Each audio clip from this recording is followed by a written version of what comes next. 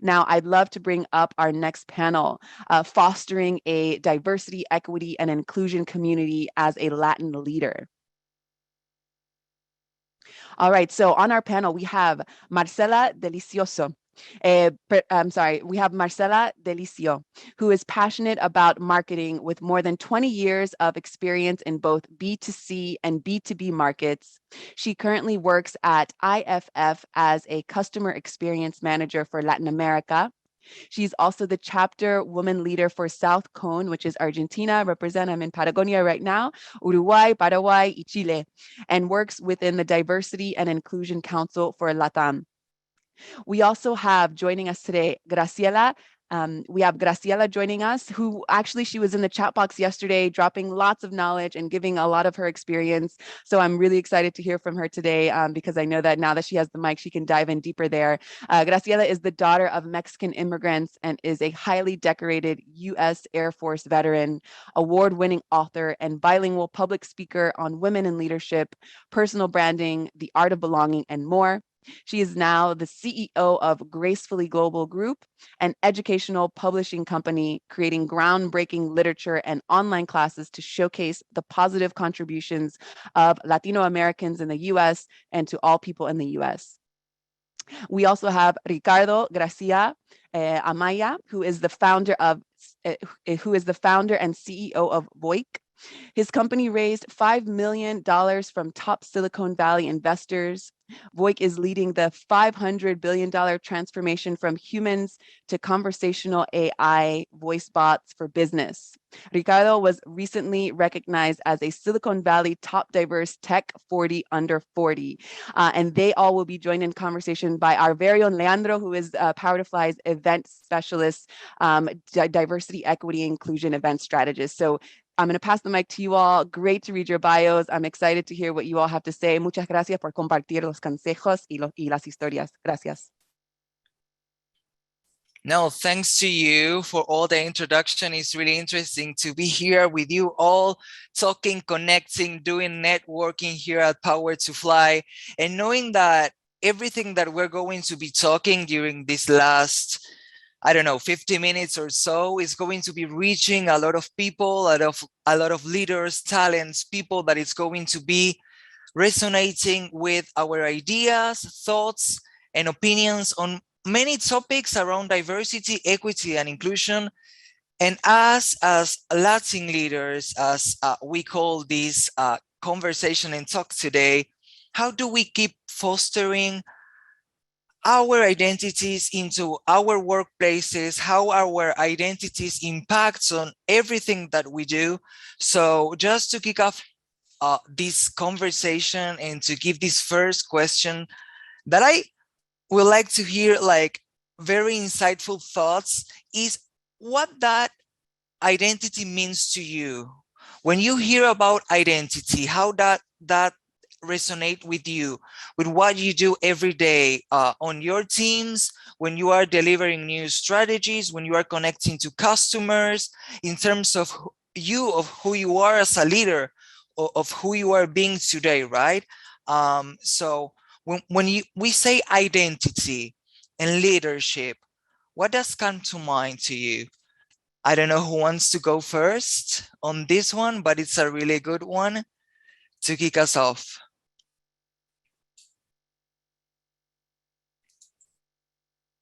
Graciela, there you go. Yeah. Perfect. Yeah. I'm not feeling particularly shy this morning, so I'll start. I was trained a lot in leadership in the Air Force as an officer. And so there's a distinctive, and, General Colin Powell just passed away. And so he had like this checklist of leadership actions that he would communicate. And very importantly, my identity showing up as a leader is all about the people, because leadership is about people, right? Managers count widgets, budgets, things, inventories. Leaders are concerned first and foremost with people, developing people, grooming people, mentoring people. And so, how do you do that? Well, culturally, I'm the oldest of 5 kids. And so I naturally kind of grew up in charge of La Familia. And so, for a lot of us, right, that identity is that we're with our families, we are part of a group, we lead the group. And so I bring my identity as the person charged with responsibility to care and nurture for those around me. And it's just, I feel like that base that I got from my family because of my identity, my culture, like we're natural leaders. So many of us are just natural leaders because of that foundation. So I bring all of that authentically. I don't try to mask it or tape it or show only this side or that side. I bring all of it. And I think that's how we can be so authentic because we're rooted in leadership, you know, the way that most of us were raised. So it's important.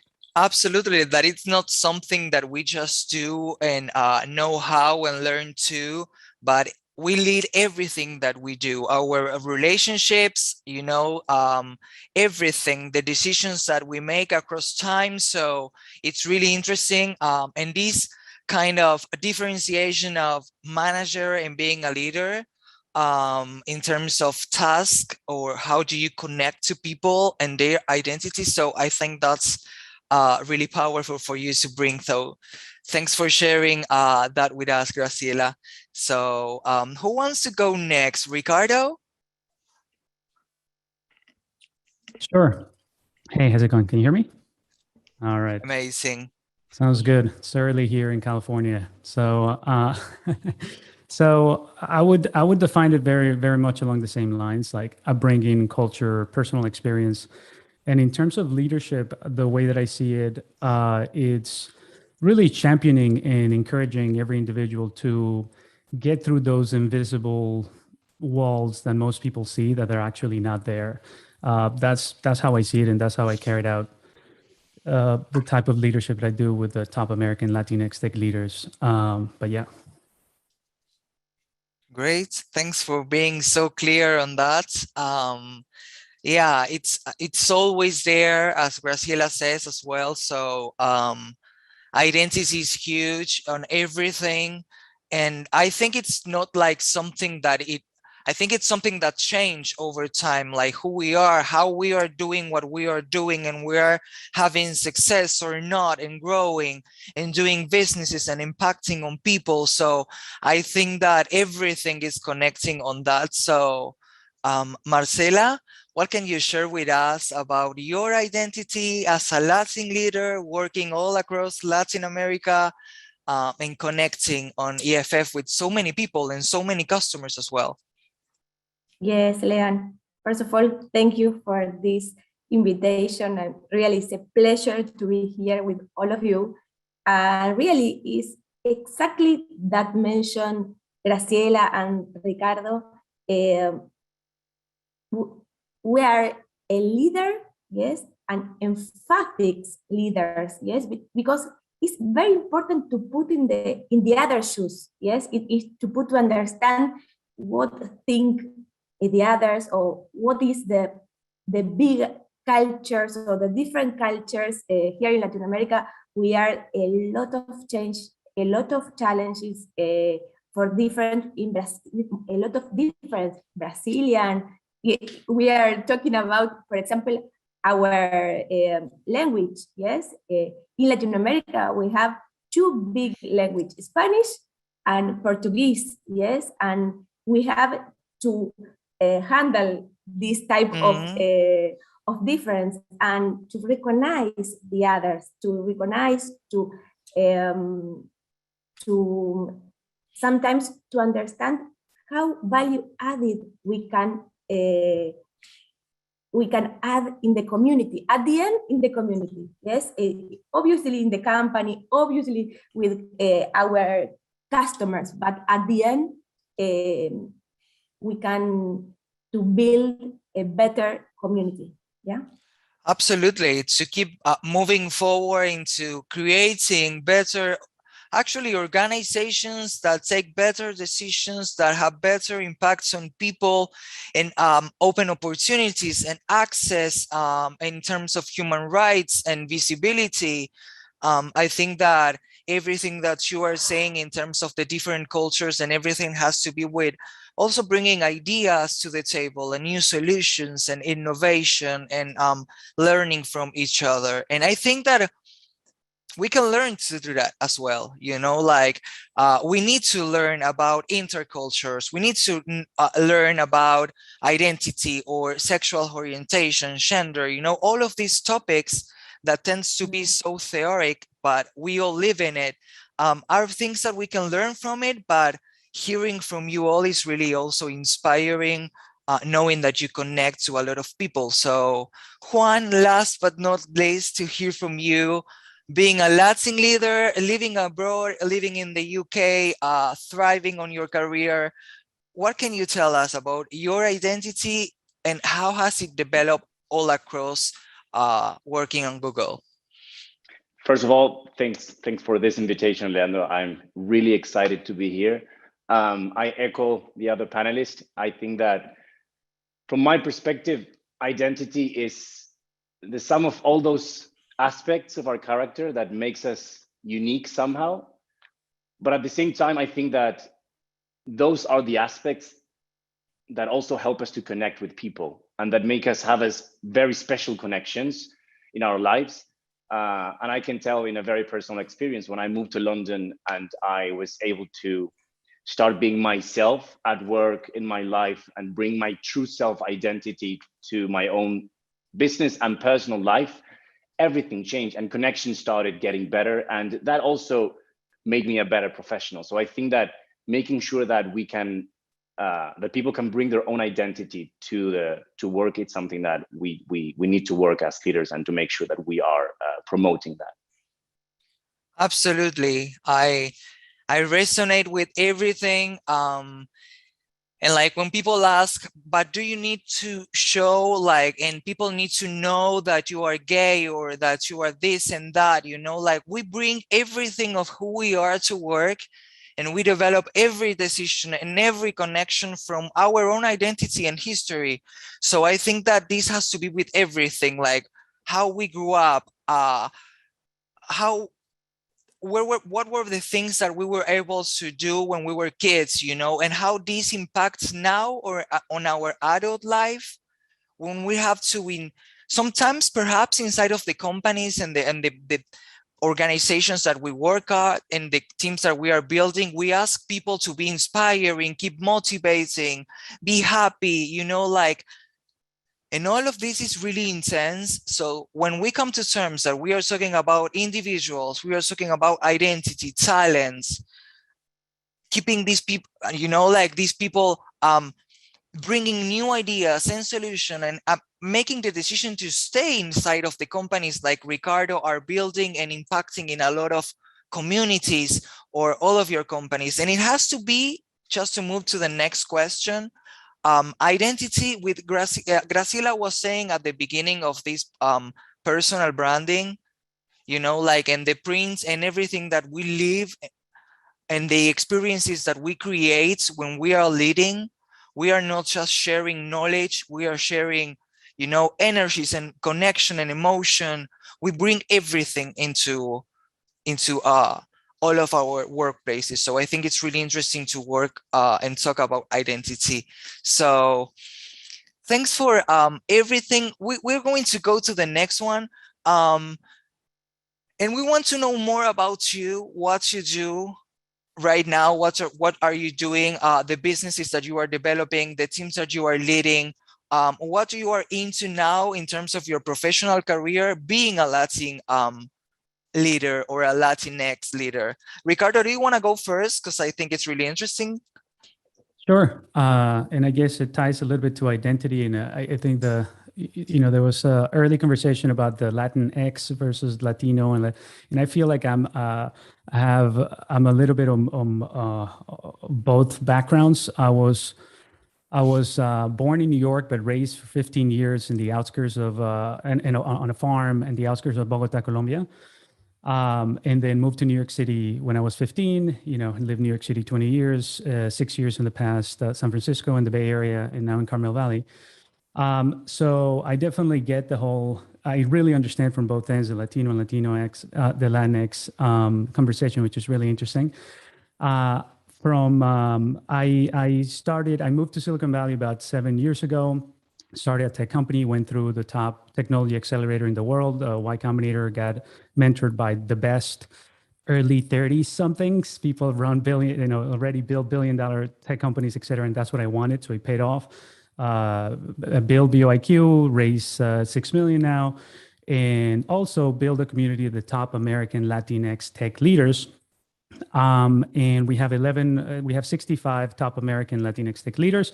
11 of them run $1 billion tech companies. And the goal is by the year 2040 to have 40 American Latinx tech leaders running $1 billion tech companies. And there's a key distinction there, and that is the American behind the term Latinx. Because I also understand that you have the LATAM, right, or the Latino. And there are plenty also in my sector in tech, there are plenty unicorn or companies valued over $1 billion in LATAM, right? And I live in both worlds. I'm very good friends with the LATAM founders of those companies and also with the Latinx. And it's really interesting, culturally, we share a lot, but we're also very, very different in many ways, right? So that's as much as, I'll let everyone else introduce themselves as well. I can ask you so many questions, but let's go to the next one and then we keep on going. Who wants to go for next? Graciela, are you there?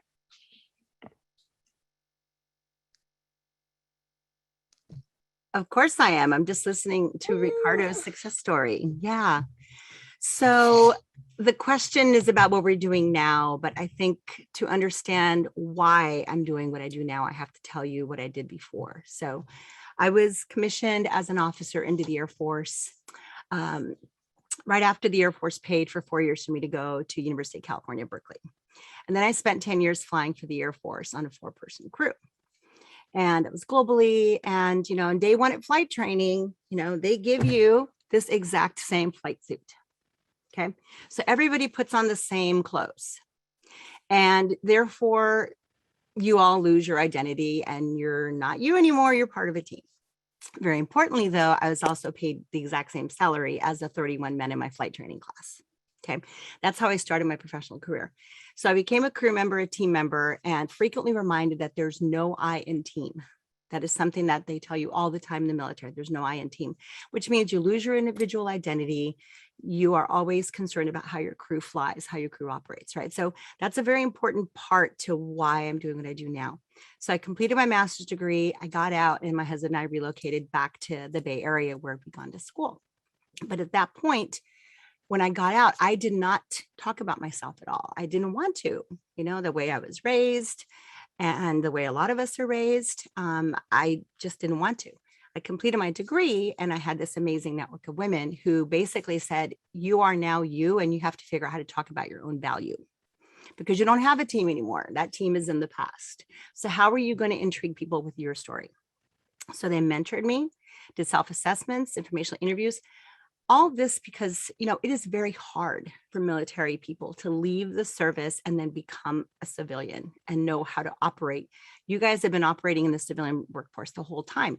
We suddenly show up in our 30s, learning what you've been knowing the whole time. Okay. So my first employer had no DEI, no ERG. It was a German company outsourcing software development and marketing to Silicon Valley. So I say this because one of the ways that I was able to claim my identity that now informs what I do now is that we didn't have any of these affinity groups. So we made one. It was really cool. The women were like, we're all engineers and marketers and developers and accountant and finance professionals, but we have other interests. So we started getting to know each other. We ended up doing like a 1950s style sewing circle. Everybody brought their crocheting and their knitting and some food once a month. And we got together in a conference room and we made our own belonging group. And I say that because a lot of times, groups exist, but they don't do anything. So the employees don't participate. And you need leaders to run those groups to give you a reason to belong. And so what I do now as the founder of Gracefully Global Group, the educational publishing company, is I was asked specifically about these books, is I tell my story, not as a memoir, but I'm telling my story through bilingual children's books. So these are the books that we're publishing to tell the story that mommies are veterans too, Latinas are veterans too, women are veterans too, and we do it in Inglés and Español. And I'll be happy to tell you why we decided to do it in 2 languages. But on top of being a bilingual storyteller, I now teach authentic personal branding to my fellow transitioning military service members getting out as they try to figure out who they're going to be going forward. So I do online classes, I do workshops, and we just released Brand Before Your Resume. So marketing guidebook, first one written by a veteran, and inside is the process I created for the military community. And very importantly, 28 examples of personal branding created by military veterans. So I've been training thousands of them how to reclaim their identity as people, as themselves, as they become civilians leaving the military. So in summary, I'm a bilingual storyteller in the business of inspiración to serve the Hispanic community and all children, and let them know that moms are veterans too, because Veterans Day is coming up. It's very important. But then I also teach the people who struggled like I did, how to become epic storytellers of their own value. So put both of those businesses inside one umbrella group. And that's what I'm doing today as an entrepreneur. You are doing everything. You're already teaching us all, and it's so inspiring to hear the stories. You know, when we talk about storytelling, it's not just the narratives that we are creating, but the impacts of actually be present and hearing. And I was like listening to your story and thinking like all the different paths that we take, and this not having like this sense of identity without others, you know, and having to find it. But it's something that we also keep doing. Like we perhaps say that we have to come out of the closet every time, all of the time, in different moments, you know, like it's like a circle to be present on who you really are. Yeah. And that's how can you really impact. I think it's really everything that you are doing. So we want to know more in a bit. So who wants to go next? Graciela, to know a little bit more of you, of your career, of what you have been doing and where you're going next in terms of being a Latin leader. Did you mean Marcela? Marcela o Juan, el que quiera, me encanta escuchar a los dos. Really, it's very difficult to continue by Graciela because really is spectacular, impressive storyteller. Really, Graciela, proud of you. Really, it's incredible your story. Really, Leandro for me is absolutely in our daily day. Yes, how can we see or how can we do every day in every act by mother, by a leader, by a colleague, a husband or wife. I don't know which is a specific role, but the most important thing here, I think, is to be more empathize with the others, to understand which need the others, which exactly need the others. Yes, and sometimes when the ask is about what happened with our clients, yes, or what happened with our customer, which is the best approach, yes, and the answer is, okay, our clients are not outside the community, yes, are not outside the community, and we all build this community, and this is the most important thing, in my opinion. I don't know, I try to connect the dots with Ricardo and Graciela. No, absolutely. And when you are saying about connecting, when we are connecting and knowing the needs and training the habit to be listening and being there is when we can start in act on what Graciela was saying about teaching and being there and being in the position to guide, you know, like, and keep learning in the process. It's not something that, oh, I already got it. No, it's every time and every round is different. And I think with Ricardo and with every business that he's running and every leader that he's talking to has a different story and a different background. So that's what's really important. And Marcela, what you were saying is really interesting too, because the customers that EFF is providing services for, flavors and fragrances that are in everything that we eat and smell, basically. We need to reflect our customers, you know, like, so how do we can create better brands, more responsible in terms of sustainability, diversity, equity, everything, you know. So we go in a minute on that, so we can have Juan let us know a little bit more about himself, that I think your career is really interesting too. Thank you, Leandro. And yes, just to give a very quick story about myself. I was born and raised in Argentina. I lived there till I was 28. I worked for different companies, tech companies, Microsoft. And when I was 26 years old, I started working at Google, where without knowing, I started my very personal journey in education about DEI topics. Because of course at Google, we have a lot of sessions. We're always participating in sessions. Some of them are mandatory, some of them are not. So I was kind of being educated in topics around diversity, equity, and inclusion.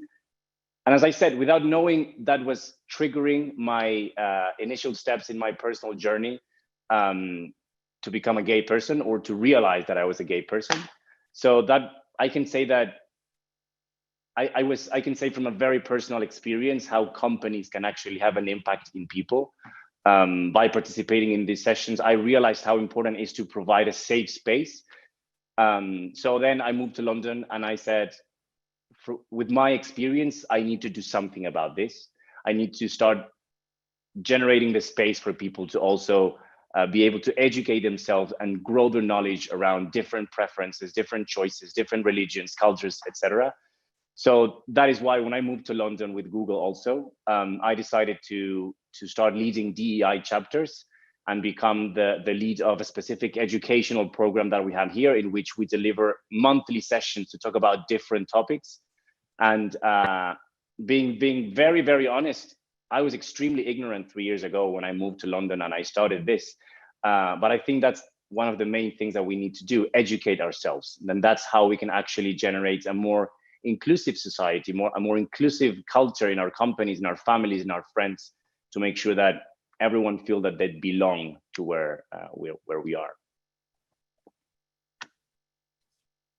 I love it, and I love the experiences of talking as an ERG leader and being there for people and keep us educating ourselves. That it's really important, because when we hear the word, I don't know, veteran, to everybody comes something different to mind. So that is why it's really important to be hearing what Graciela is saying, what Juan is saying, Marcela, so we can really connect on that. And coming back to the beginning, if someone and if the hostess of this event has any questions that the people are asking on private, on YouTube, or on the platform of PowerToFly, it would be great to give an answer on those. We are going to keep moving. In terms of language, you know, this next topic is really important. When we switch and when we code switch language and we have to work in terms of intercultures and talking Spanish, Portuguese, English, you know, and having to switch not only the words, but the mindset and how it's different to get connected and communicate. It's not the same to be talking in terms of speed and deepness. If we are talking with, I don't know, Mexico, Chile, Argentina, or California, London, it's really interesting to talk about language. To kick off this conversation, to me, language is changing, it's moving, we are creating it. So that is why it's important to know your perspectives on it, how it impacts on your companies, on your businesses, on what you do. Because when we say Latino, Latina, Latine, when we add an X or an at, we have different kind of challenges, you know, like some kind of platforms do not read the X or the ads if we have some people that have some kind of disability. So language is important in everything, on how we connect with our other leaders, with the people inside of the companies and the customers that we are providing in services. So who wants to kick us off in terms of language and how language matters and how it impacts on everything that we do as a leaders? I can start. I can start giving my own opinion. So absolutely. In my short DEI journey that I had, as I mentioned, that started 3 years ago, I have learned that this can be very personal in terms of the language that we use or the words that we prefer is very personal. And I think that's fine. We have to accept that that's fine. I don't think we should expect to find one word to talk about Latins, for example, Latinx, Latinos. I don't think we should try to find one word that will satisfy everyone, because that's not going to happen. In my personal experience, when possible, I always like to ask people what do they prefer or how they prefer to communicate. And to be honest, I have never received a negative answer when asking these questions. Usually the opposite. People like when you try to have a more inclusive approach. They actually are open about sharing their own preferences.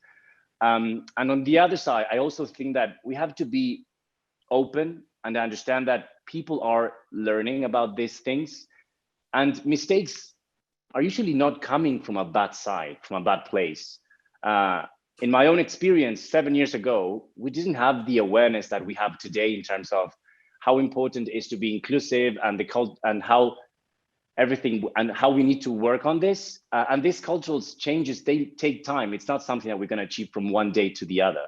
So my short answer would be, I always try to look for words that from my perspective are more inclusive, but I'm also open to learn about new ways to communicate and to be more inclusive. So I always like to ask people and be open about this.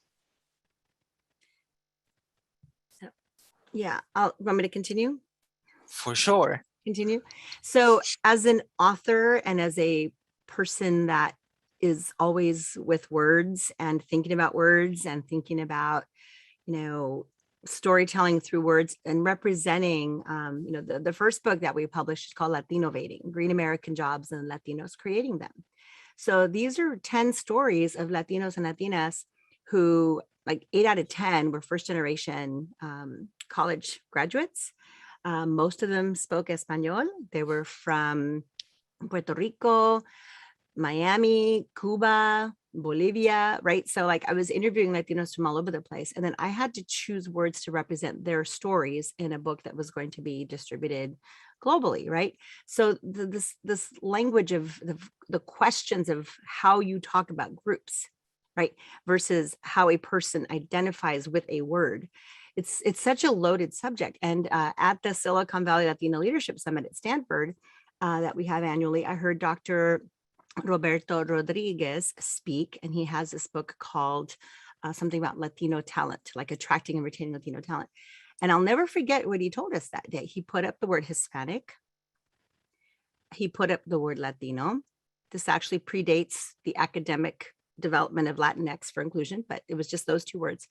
And he asked us, how many of you really understand what these words mean versus that you think you understand, right?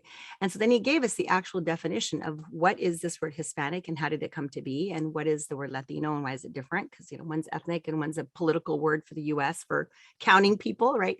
So he explained the usage of them. And what I remember in this room of 250 people is like, we were learning, because whoever defined it for us before, right? Like these words are just thrown around. And then what I really think is hilarious, and people don't know what the words mean, they say both words. Happens all the time. Hispanic, Latino, Latino/Hispanic. No, pick one. What are you saying? Because what I'm trying to tell you as an author is all language is contextual. It's about context, right? So if you're speaking that, the Hispanic population in the United States voted a certain way, well, then that's the correct word for that sentence. And it doesn't have anything to do with what I think about the word Hispanic. That's just the word in the context. So on LinkedIn every day we see, I don't want to be identified with an X. I'm like, we're not talking about you. This is not about you. That word, that's not your word. It is the Mhm. context to include all the people that we're talking about.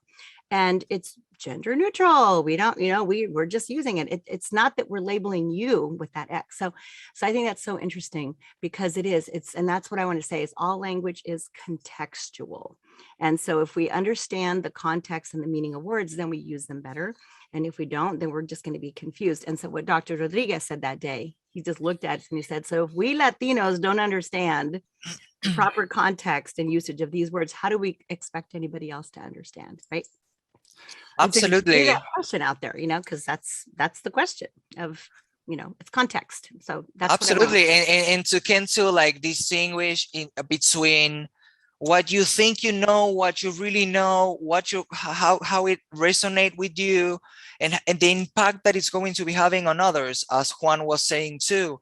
When I ask, how do you want to be called?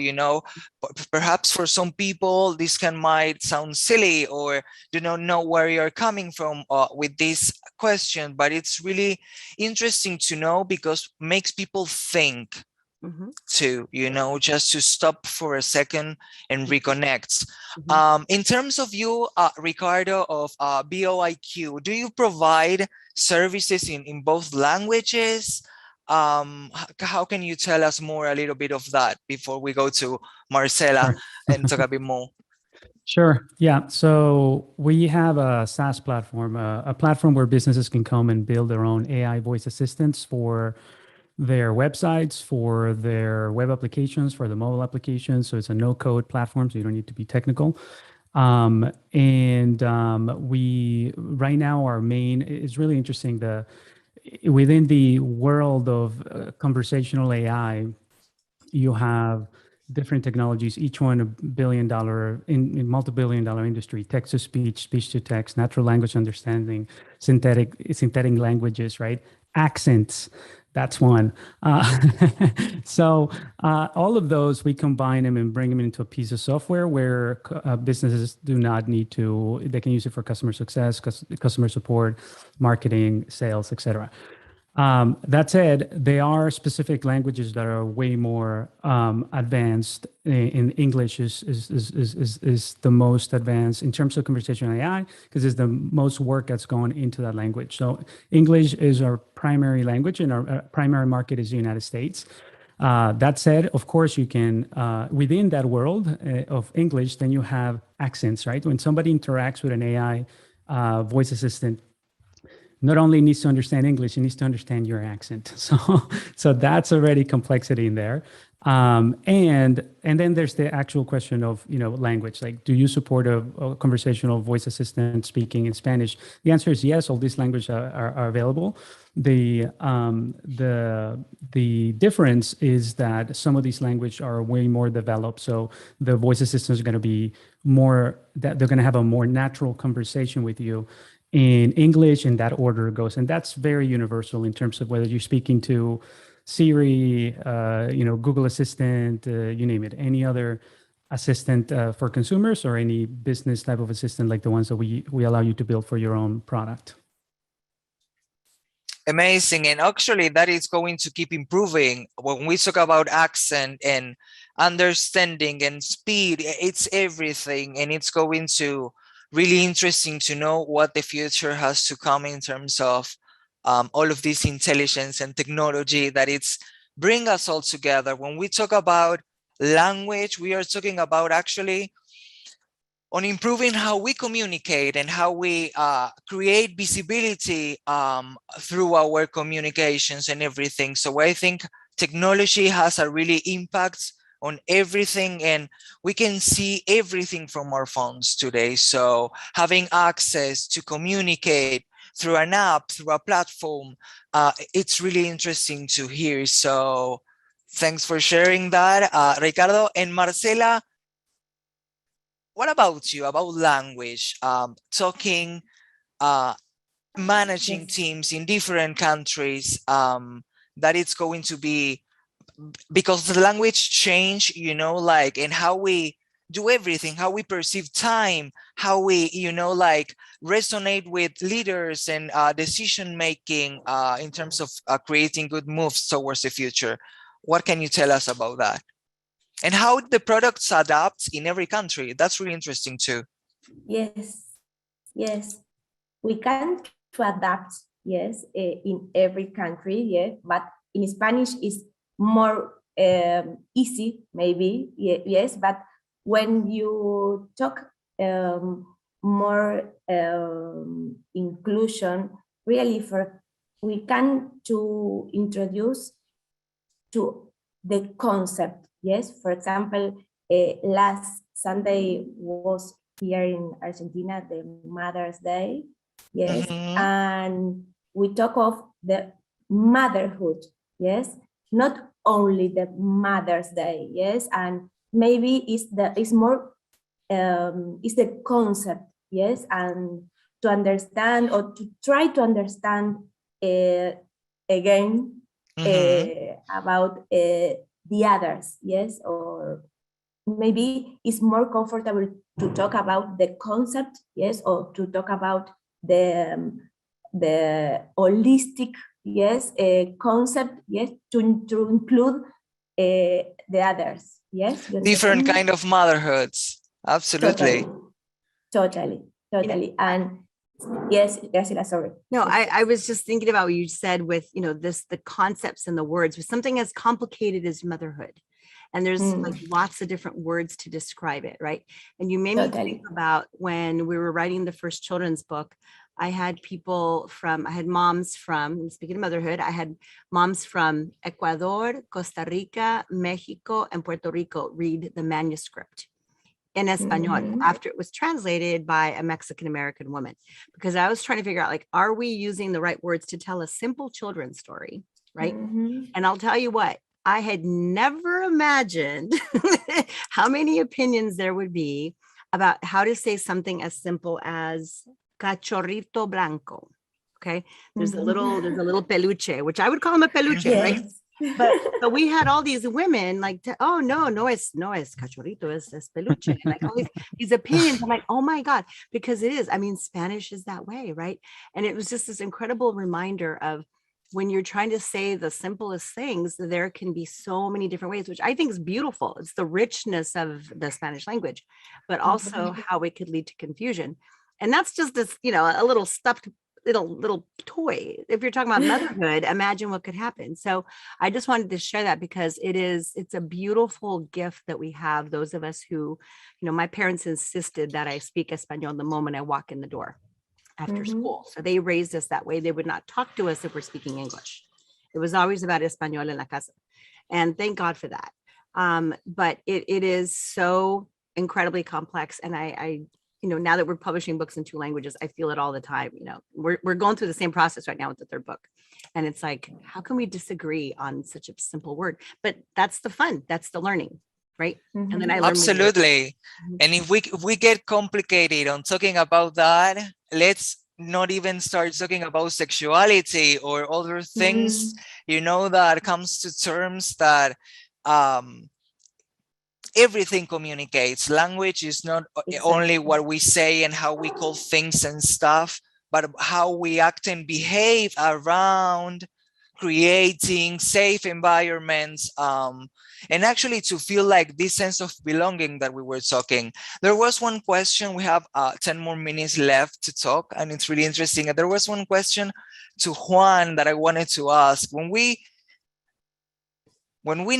I think from the outside, of Google, and you think like this huge company and, everything working globally, does everyone has to be talking, like in Spanish, in English during how is in terms of the language code, even though in Latin America or working in on another country too? Yes, so that's a good question actually. So at Google, sorry, English. I add one more. Does the people that are English spoken learn Spanish to communicate? That's a great point, and the answer is no. But so at Google, the English is used as the universal language in emails, business meetings, and documents. But when I was working at Google Chile and Argentina, we used to use more Spanish than English. But it always depends on who you are communicating with and what type of communication you're using. For example, if I'm working on a document that might be interesting for someone in the US or someone in Europe, then I think it's also inclusive to think about to use this universal language that we have as a company, that it's English. But we also have at Google this groups that represent different ethnicities. And we have one that is called Hola, known as the Hispanic Google employees. And they basically dedicate to build and develop the Spanish-speaking family at Google through internal events, mentoring, networking. And if we think about it, we are more than 140,000 people. So having this kind of internal events that will kind of help to build this family, this familia, the way we call it, is really, really important. And we also have, they also work on external initiatives. And the way they do it is they are dedicated to advocate for our local communities to access information and opportunities. But answering your last question, unfortunately, no. Like the main language is still English, but I think that these groups that represent different ethnicities are growing and growing. And before you were seeing groups representing women or the LGBTQ community, and now these groups representing different ethnicities are growing and growing, and it's becoming more important to show the different cultural aspects of these groups. Absolutely, absolutely. And so, yeah, go for it. Sorry, yeah, I can add a little bit more to something that it's really interesting. The language is not tied to, at least from the lens that I deal with being Latino or Hispanic or whichever you want to call it, Latinx. As American Latinx tech leaders, we have fourth generation Latino or Hispanics, fifth generation Mexican Americans, first generation, just because I am a first generation Colombian and I speak Spanish because I was raised in Colombia, you know, that fourth generation Mexican American who's been here, who was raised in English first, because for you know, in order to assimilate, in order to you know, then you have second, third, fourth generation, right? So sometimes the Spanish language is not kept, and that doesn't make that person not Latinx or not Latino, not Hispanic. So in our group of the top American Latinx tech leaders, we communicate we have a private WhatsApp, and you know, and we have individually we might communicate with each other in Spanish if we know that we'll feel most comfortable, but as a group we communicate in English, and that's because there's several top American Latinx tech leaders who were not brought up with the Spanish language. However, they're very much Latino and Latinx and part of the story, right? So that's something that I kind of just want to bring up, that I find through my lens that the language itself does not define. In that case, it's more cultural, upbringing, heritage, etc. Ooh, I have to add this because, you know, thank you for saying that, Ricardo, because that is a very real challenge. Did you notice my last name, Sato? It's Japanese. Okay. So at Berkeley, in the trombone section of the marching band, I met Genro Sato, who is my husband, and we just celebrated 29 years of marriage. And we have 3 Asian Latinos. Okay, have you ever heard of Asian Latinos? Okay, they exist, right? Because we cross all the racial lines. So the challenge now in this generation is, oh, and my oldest daughter, Milagro, is blind and hearing impaired. So she is a Braille reader. So she doesn't hear great. So second language is hard for her. And so she's illiterate in Braille. So we've got Braille, English, Spanish, and Japonés in our house. So how do you maintain the Spanish? It's very hard. Okay. And so my 17-year-old is taking like her 4th year of Japanese in the high school, and my son decided to take Espanol, but they'll very much tell you that they're both Latino. They're also biracial. So it does get much more complicated further down the line. So I really appreciate that you said that, especially when we're mixing and matching as Latinos and Latinas do with all races and ethnic groups. And it just gets, you know, but it's still our identity. But so it's not always about the language, right? But what I do want to say is that I use the Spanish language in my books because I want to honor what was given to me. Yeah. And I want to connect with the children who are just coming here to the United States or who were just born of immigrant parents like I was. I want to make that connection. And I want to very much put Espanol and libros de niños about airplanes, okay, to smash stereotypes of what people think Absolutely. Latinos and Latinas, what kind of work we do. And I want to say that we do every kind of job that there is, you know, flying airplanes. And I want to say it in Espanol. And I'll tell you that it rubs people. Okay. And the very first comment I got on Facebook when we launched the book was a woman in Iowa who said, I love that you're writing books about your service, but why did you include Spanish? Are you trying to appeal to the illegals? See, because in her mind, that's what Spanish is.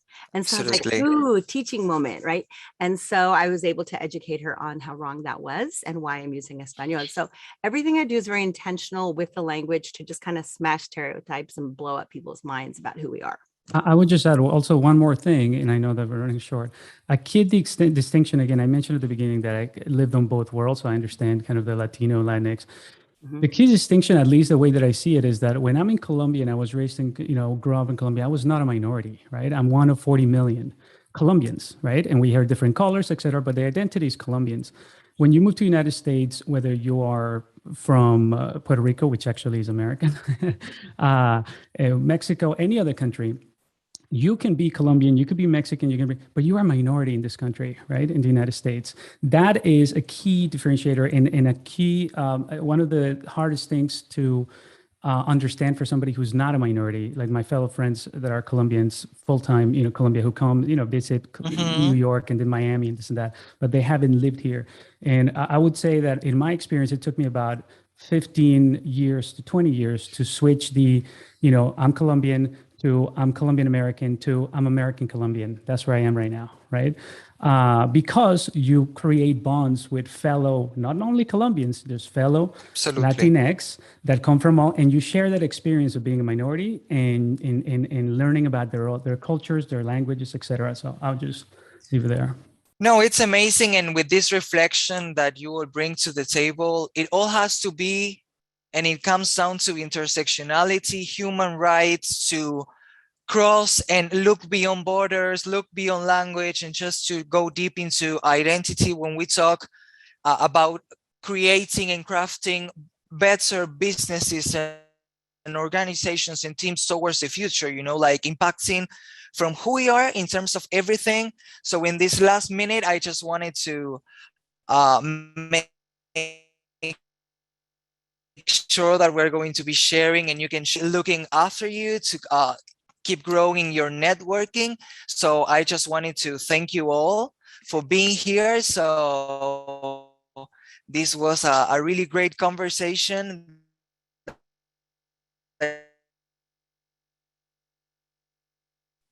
It's going to be living forever in our.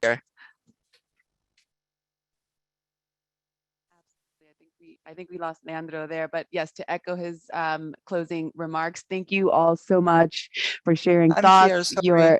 It's okay. I was hopping in to continue closing out, but thank you, Leandro. Thank you. Gracias a todos por compartir los consejos, sus historias y todo. Muchas gracias por compartir. I have a lot of notes here, and I know that our live audience was also taking notes. So enjoy the rest of your day, and we really appreciate you joining today's panel.